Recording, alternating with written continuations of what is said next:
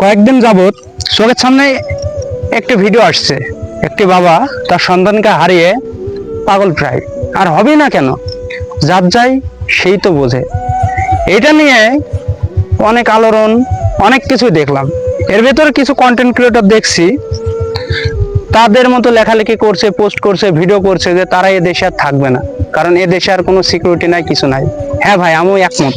এদেশে সিকিউরিটি নাই, কোনো কিছু নাই।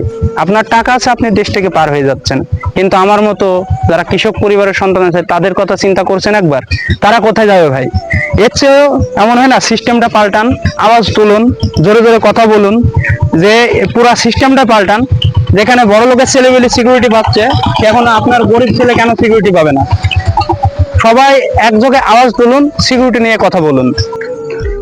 তবে আপনি কাপুরুষের মতো পালাবেন কিনা, পুরুষের মতো প্রতিবাদ করবেন, শুধু নিজের সন্তানের জন্য না, পুরো বাংলাদেশের সন্তানের জন্য, পুরো বাংলাদেশের জন্য। এটা একান্ত আপনার ব্যক্তিগত ব্যাপার।